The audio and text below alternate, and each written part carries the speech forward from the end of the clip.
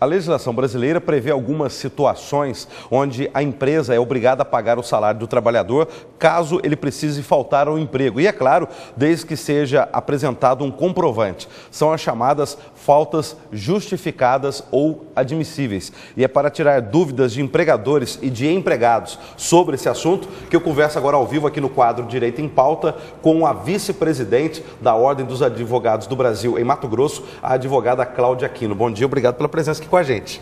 Bom dia, é um prazer estar aqui com você. Quer dizer que o trabalhador tem o direito de faltar em determinadas situações e não perder o dia de trabalho, quer dizer, não ter o salário descontado? É possível isso?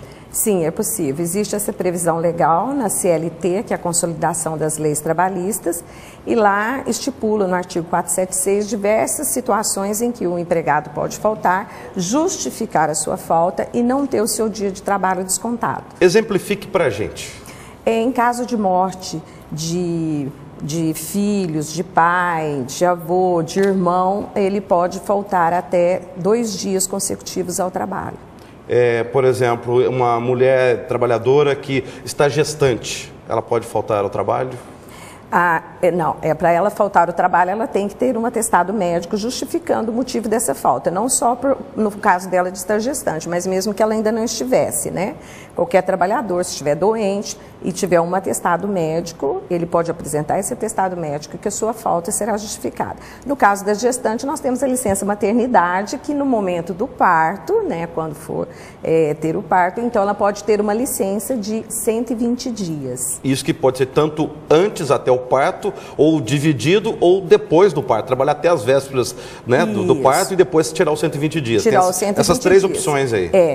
Assim, não, os 120 dias é para, vamos dizer assim, ganhar neném, né? Então, às vezes, tira um pouco, às vezes, conforme o estado de saúde, tira até um mês antes, então, a partir dali, começa a se contar os 120 dias. No caso de trabalhador que tem um parente que está doente, por exemplo, precisa de uma consulta médica com acompanhante ou uma cirurgia, ele pode faltar ao trabalho e é justificado isso? Somente se ele justificar que ele é a única pessoa que existe da família, mas se não for esse caso, não pode. Agora, não para levar ao médico somente quando é levado o filho ao médico, né, e até 12 anos de idade. Agora, em que situações, se o trabalhador faltar, não é justificado e aí ele perde o dia de trabalho, tem o desconto desse dia não trabalhado? Olha, se não for as exceções que estão estipuladas em lei, qualquer falta não é justificada. E as estipuladas em lei são esse caso, de morte, de ascendente, descendente, em caso de casamento, até 3 dias consecutivos, em caso de alistamento ao serviço militar, até 2 dias e não necessariamente seja consecutivo, posso faltar um dia para resolver o problema do alistamento e depois em outra oportunidade vou faltar mais um dia. Em caso de vestibular, se estiver prestando provas do vestibular, enquanto durarem as provas, nos dias das provas pode-se faltar, né? Então as faltas só são justificadas aqueles casos em que há previsão legal. Agora a impressão que fica é que tudo isso que nós estamos falando aqui é quando há uma falta do trabalhador de forma emergencial.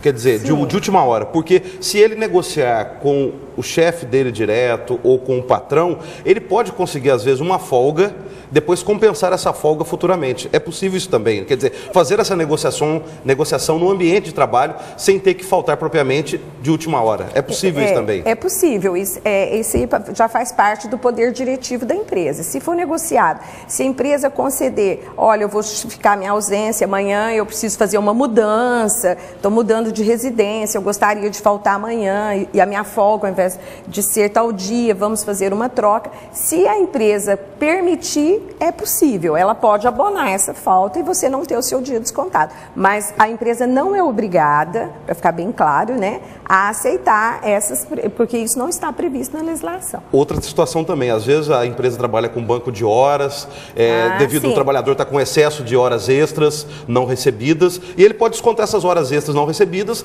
numa falta negociada com o chefe direto, com o patrão. É possível isso também? Sim, é possível. A empresa que possui banco de horas, o excesso de horas extras pode ser pago ao final do ciclo de banco de horas ou pode, durante esse período do banco de horas, serem dadas folgas, que são as chamadas folgas compensatórias, né? Agora, mesmo... Você compensa, né? Mesmo garantido em lei, que você citou o caso da consolidação das leis do trabalho, mesmo garantido em lei, tem um limite para essas faltas justificadas para o trabalhador não perder o direito ou não? Não tem um limite? Não, não existe o limite. Algumas existem esses limites, como eu exemplifiquei, né? E que devem ser obedecidos, né? Eu vou casar, então eu vou ficar uma semana. Não, essa uma semana vai ser negociado os outros dias com a empresa, né? Geralmente tira-se férias ou compensa-se, se existe banco de horas, pode haver compensação de horas, né? Mas na lei, no caso de casamento, são 3 dias e não uma semana. Então pode sim haver negociações, mas a lei ela estipula exatamente a quantidade de dias que podem ser faltados e justificados. Se houver algum conflito entre trabalhador e empresa nesse setor que nós estamos tratando aí, qual que é o caminho? Aonde se tenta uma conciliação? É o Ministério do Trabalho ou a própria Justiça do Trabalho ou alguma comissão da OAB para cuidar disso? Aonde a gente procura um esclarecimento, como nessa entrevista que nós estamos fazendo aqui? Não, a OAB não tem essa função de nem dirimir conflitos, né? E permanentemente nós não estamos lá dando os devidos esclarecimentos. Mas quem tiver alguma dúvida pode procurar Defensoria Pública para tirar dúvidas, mas não acerca de direitos trabalhistas, que ela não atua, mas pode procurar os centros acadêmicos que existem em algumas faculdades de direito para esclarecer dúvidas, né? Ou até o Ministério do Trabalho e Emprego também. O trabalhador às vezes pode chegar até lá e tirar alguma dúvida. Mas se houver um conflito e não se chegar a algum acordo, sempre que houver esse conflito, as pessoas podem procurar a Justiça do Trabalho, né, através de uma ação judicial. Muito obrigado pela sua presença ao vivo. Boa semana. Eu que agradeço a oportunidade. Muito obrigada. Um bom dia. A legislação brasileira prevê algumas situações e o quadro Direito em Pauta é resultado de uma parceria entre a TV Record Cuiabá e a OAB Mato Grosso. E vai ao ar sempre às segundas-feiras aqui no Jornal da Manhã. Se você tiver alguma sugestão ou dúvida, entre em contato com a gente. O e-mail é jornaldamanhã@gazetadigital.com.br.